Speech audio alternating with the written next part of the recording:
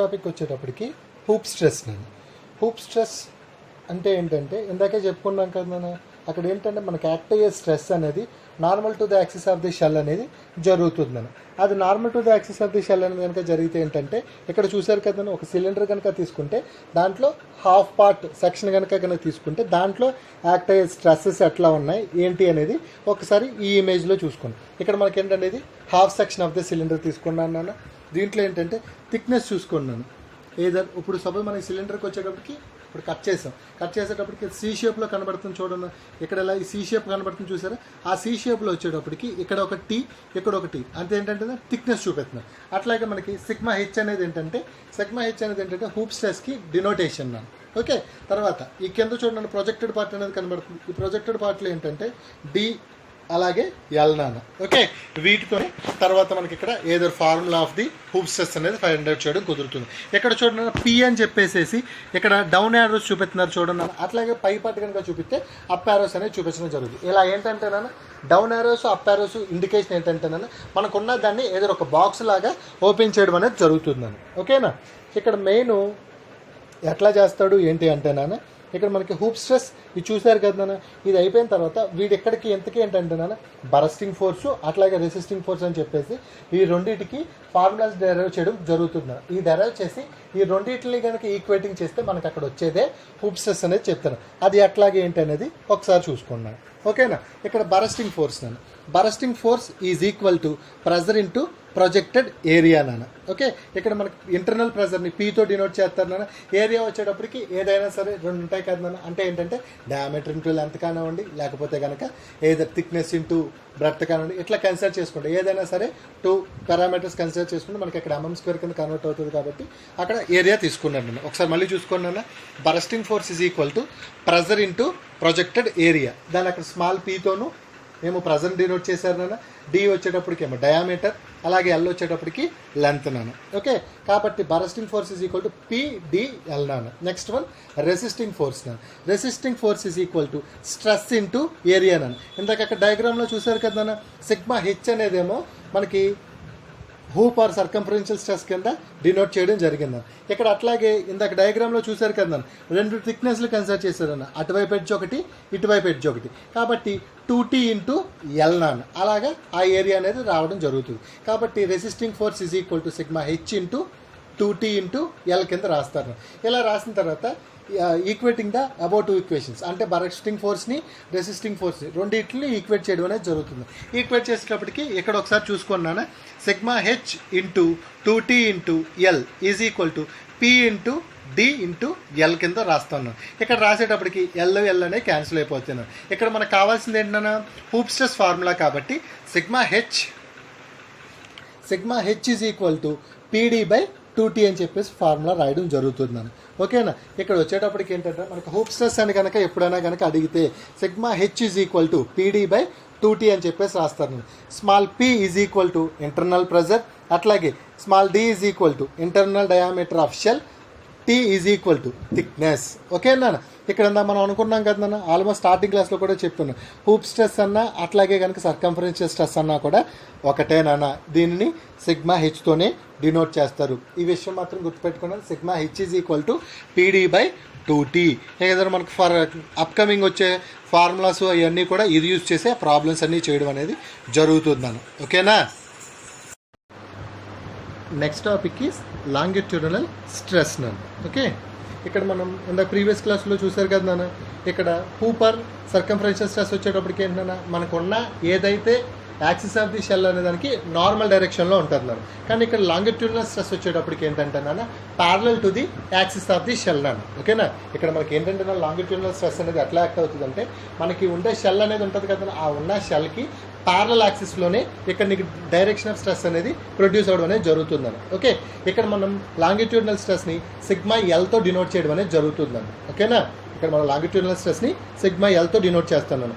కాబట్టి సేమ్ మనం ఏదైతే కనుక నాన్న ప్రీవియస్ క్లాస్లో సర్కంఫరెన్షియల్ స్ట్రెస్కి హూప్ స్ట్రెస్కి కనుక bursting force resisting force equating చేసాం కదా, ఈక్వేటింగ్ చేసి అక్కడ hoop stress formula find out చేస్తున్నాం.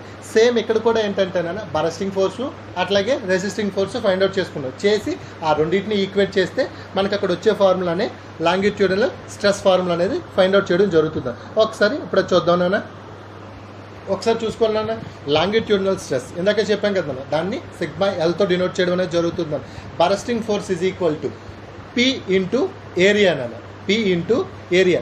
సేమ్ నాన్న మనం ప్రీవియస్ ఏవైతే నోటేషన్స్ తీసుకున్నామో small P is equal to, ఒకసారి ఇక్కడ చూసుకోండి నాన్న, small P is equal to internal pressure, తర్వాత small D is equal to internal diameter of the shell, తర్వాత T is equal to thickness of the shell నాన్న. Okay, ఇక్కడ act అయ్యే internal pressures కూడా చూడండి నాన్న ఎట్లా ఆపోజిట్ డైరెక్షన్స్లో యాక్ట్ అవుతాయి. మనకి ఏదైనా హూప్ స్ట్రెస్ తీసుకోండి నాన్న, లేకపోతే అట్లాగే ఏదర్ లాంగిట్యూడినల్ స్ట్రెస్ తీసుకోండి. ఈ రెండు కూడా ఏంటంటే నాన్న లైక్ టెన్సైల్ లోడ్ ఎలా అయితే యాక్ట్ అవుతాయి అంటే ఏంటంటే ఉన్నదాన్ని ఎలాంగేట్ ఎలా అయితే చేస్తానో సేమ్ ఇక్కడ కూడా అట్లాగే ఆ స్ట్రెసెస్ అనేవి యాక్ట్ అవ్వడం జరుగుతుంది నాన్న. కాబట్టి ఇందాక చెప్పాం కదా, bursting force is equal to pressure into area నాన్న. ఇక్కడ ఏరియా వచ్చేటప్పటికి ఏంటంటే నాన్న మనము సిలిండర్ యొక్క ఏరియా ఫార్ములా కనుక రాస్తేనన్నా దానికి అక్కడ ఏంటంటే π/4 d² అని చెప్పి రాస్తాను. కాబట్టి ఇందాకే చెప్పాం కదా, small p is equal to internal pressure.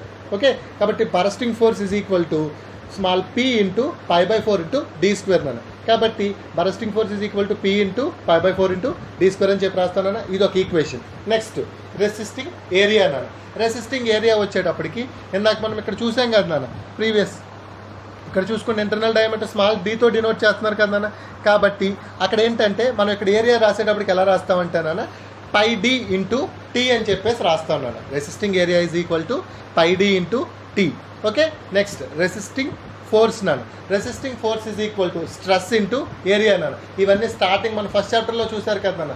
Stress is equal to load by area నాన్న. కాబట్టి రెసిస్టింగ్ ఇప్పుడు సపోజ్ అక్కడ కనుక రాశారనుకున్నాను ఏమవుతుంది, load is equal to stress into area కదా, సేమ్ అలాగే నాన్న. Resisting force is equal to stress into area. Stress అంటే నాన్న సిగ్మా అని ఇందాక స్టార్టింగే చెప్పాం, ఏరియా పైన ఉంది కదా πd ఇంటూ టీ.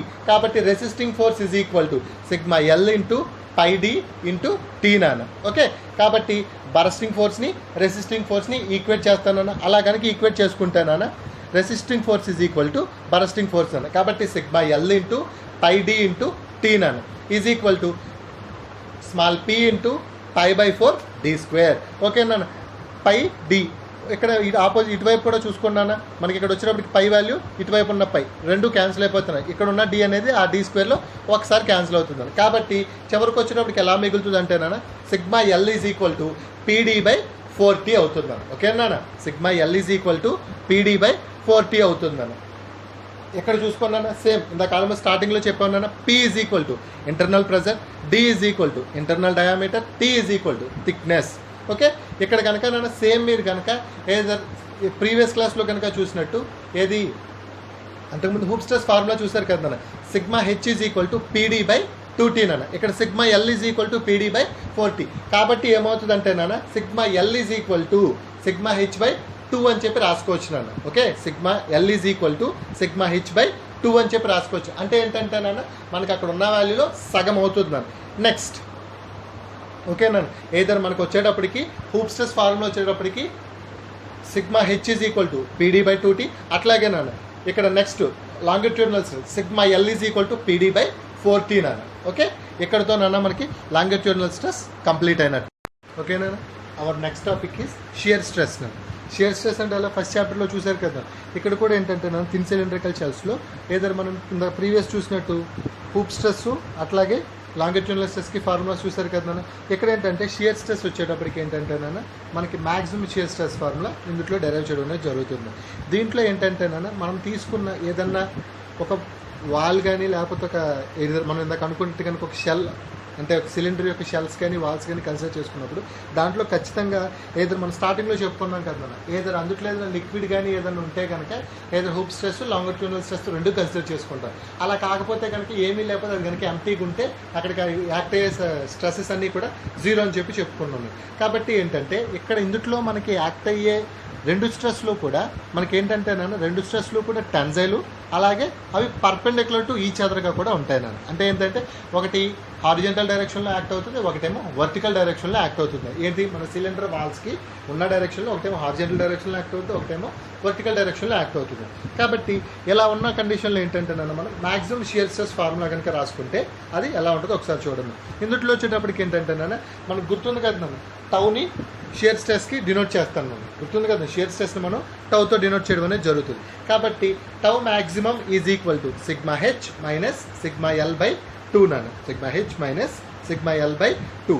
కాబట్టి ఏంటంటే దీంట్లో వచ్చేటప్పటికి మనం ఇందాక ప్రీవియస్ క్లాస్లో చెప్పుకున్నాం కదా ఏంటంటే sigma L is equal to sigma H by 2 అని చెప్పి రాశాను. సేమ్ అదే ఇక్కడ కూడా రాశాను, sigma L is equal to sigma H by 2 రాశాను. కాబట్టి sigma H is equal to 2 sigma L కింద రాసుకోవచ్చు కదా.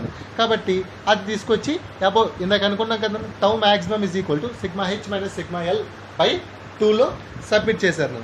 కాబట్టి ఇక్కడ వచ్చేటప్పటికి చూసుకున్నాను సిగ్మా హెచ్ ప్లేస్లో 2 సిగ్మా ఎల్ రాశారు. కాబట్టి tau maximum is equal to 2 sigma L minus sigma L by 2. కాబట్టి ఏంటంటే ఇక్కడ రెండు ఉన్న దాంట్లో 2లోంచి 1 తీస్తే 1 మిగులుతుంది. కాబట్టి tau maximum is equal to sigma L by 2. కాబట్టి మనకి లాంగిట్యూడినల్ స్ట్రెస్ ఫార్ములా మనం ఏమని డెరైవ్ చేసాం sigma L is equal to PD by 4t. కాబట్టి tau maximum is equal to PD by 8t అవుతుందని. ఎందుకంటే మనం చెప్పాం కదా పీడీ బై 4t ఇంటూ 1/2 కాబట్టి అలా కనుక రాసుకుంటే ఎలా అవుతుందన్న పీడీ బై 8t అవుతుందని. కాబట్టి tau maximum is equal to PD by 8t. ఓకేనా, ఇక్కడికి షియర్ స్ట్రెస్ యొక్క ఫార్ములా అనేది డెరైవ్ చేయడం జరిగిందని. ఓకే.